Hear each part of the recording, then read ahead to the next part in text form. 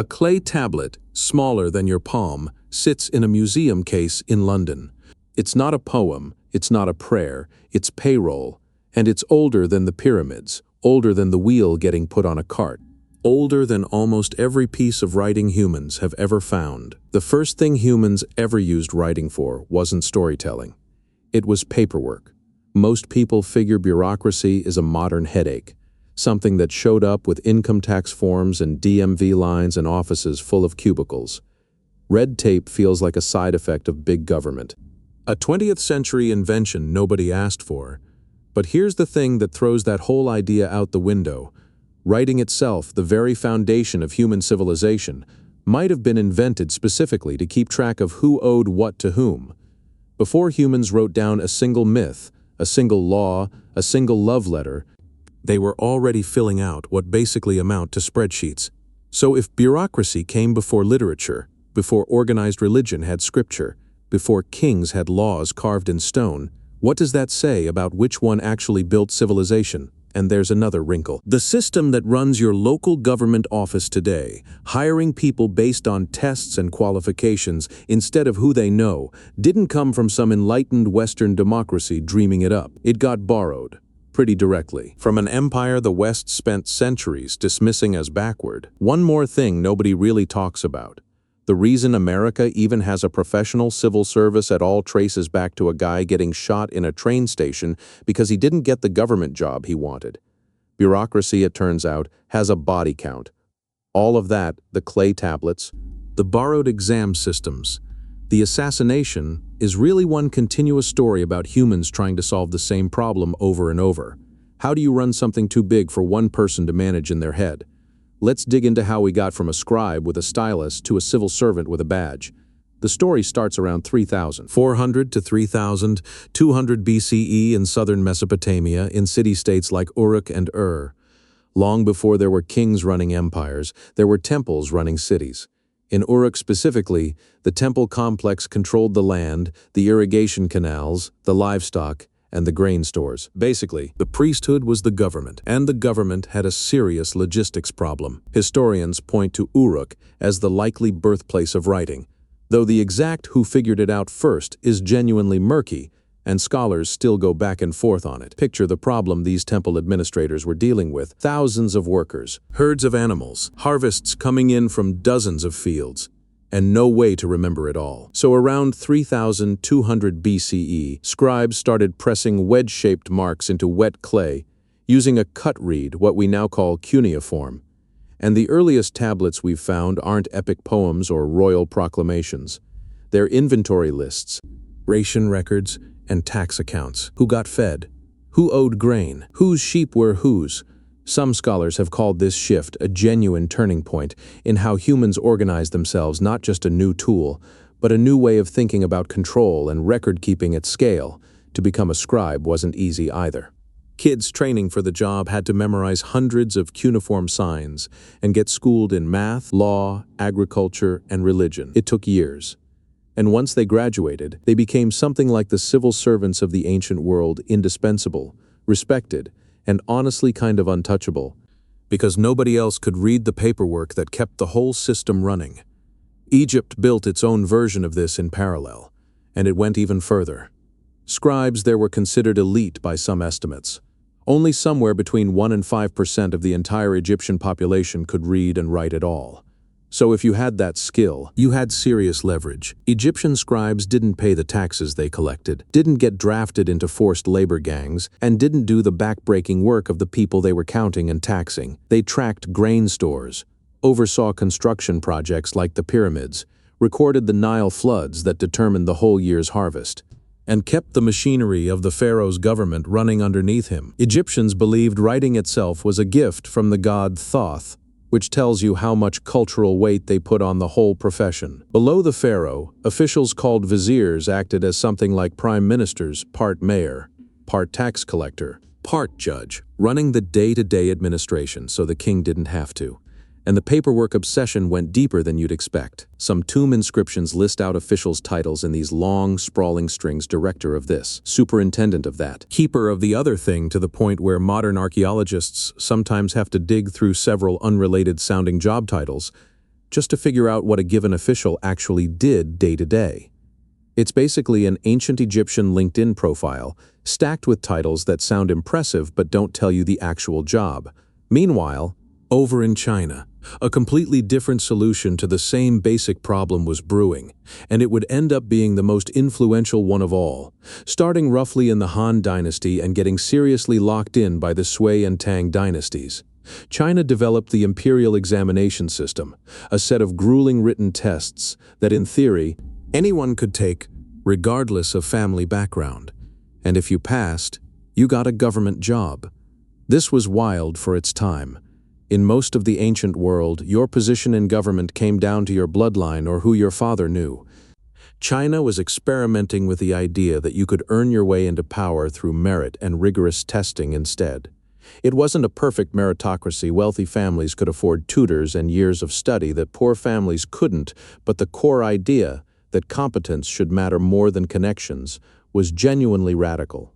Rome, in the meantime, was building its own answer to the same problem, just at a scale nobody had really attempted before. Running an empire that stretched from Britain to North Africa to the Middle East meant Rome needed something more than a handful of scribes counting grain. It needed tax collectors, census takers, road inspectors, provincial governors, and an entire layer of clerks just to keep the mail moving between them. The Romans got good at standardizing things: weights, measures, legal procedure, official record-keeping, because a system that worked in Gaul had to also work in Egypt without falling apart.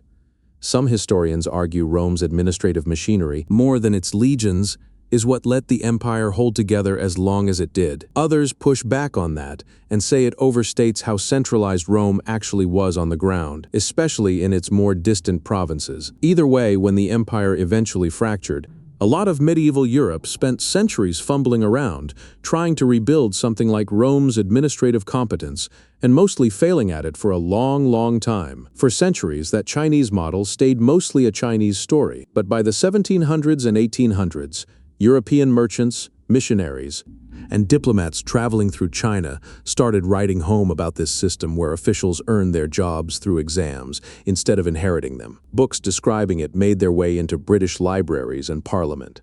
And this is where the story bends back toward the modern world you actually live in, by the mid-1800s. Britain's own civil service was a mess jobs, handed out through personal connections and political favors, with plenty of unqualified people parked in government offices because of who they knew rather than what they could do. In 1854, two officials named Stafford Northcote and Charles Trevelyan published a report, now generally regarded as the founding document of the modern British civil service, recommending that government jobs be filled through open, competitive examinations instead of patronage. And there's real historical evidence, found in the actual parliamentary debate records, that members of parliament openly credited China's exam system as an influence on this proposal. The idea that had been running Chinese government for well over 1,000 years was now getting stitched into the British state. That British reform didn't stay contained to Britain either. It crossed the Atlantic, and this is where the story gets its darkest turn. For most of the 1800s, American government jobs ran on what people called the spoils system, a phrase that comes straight from "to the victor go the spoils." Win an election, and you got to hand out government jobs to your supporters, your donors, your campaign workers, whether or not they had any idea how to do the job. It was corrupt, it was inefficient, and reformers had been complaining about it for decades without getting anywhere. Then, on July 2, 1881, a man named Charles Guiteau walked up to President James Garfield at a train station in Washington. Guiteau wasn't a foreign agent or a political radical in the way you'd expect. He was a disgruntled office seeker, someone who believed, apparently with total sincerity, that he deserved a diplomatic post he'd never actually been qualified for, and who snapped when the administration wouldn't give it to him. Garfield didn't die right away.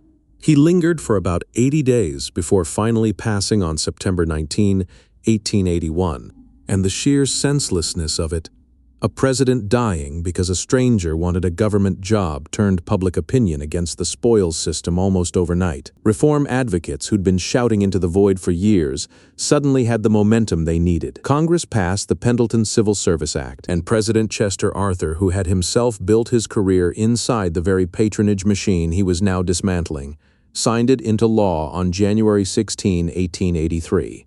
The act created the U.S. Civil Service Commission and required competitive examinations for federal jobs, starting with roughly 10% of the federal workforce and expanding from there over the following decades.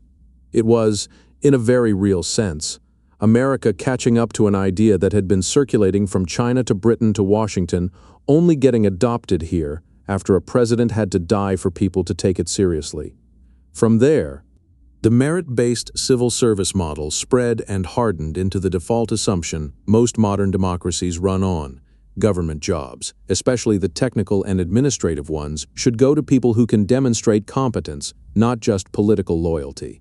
Weber, the sociologist, would later describe this kind of impersonal, rule-based administration as the purest form of what he called rational legal authority power that comes from following consistent procedures rather than from personal charisma or inherited status. But bureaucracy's reputation didn't exactly improve as it modernized. If anything, the bigger and more procedural these systems got, the more people started resenting them. Red tape, bureaucratic nightmare, Kafkaesque, all phrases that exist because the very system built to make government fair and efficient can also, when it grows unchecked, become slow, impersonal, and maddening to deal with. Historians still debate exactly where the tipping point is between necessary structure and soul-crushing paperwork, and honestly, that debate is still playing out right now in arguments over government efficiency, red tape reduction, and how much oversight any modern institution actually needs. That tension is basically baked into bureaucracy from day one. The same system that let ancient Uruk feed thousands of workers without chaos is the same basic DNA running your local permit office today, complete with its forms in triplicate and its please take a number.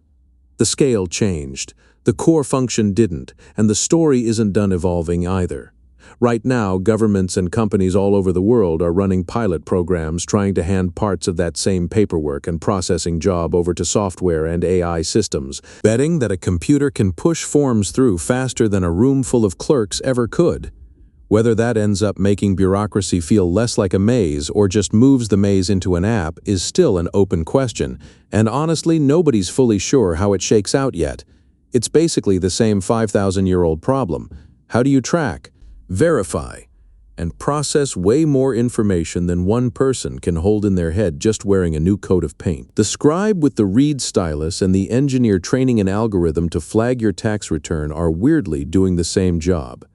So back to that clay tablet sitting in a museum case in London, that list of barley, sheep, and beer rations scratched out by a Sumerian scribe 5,000 years ago.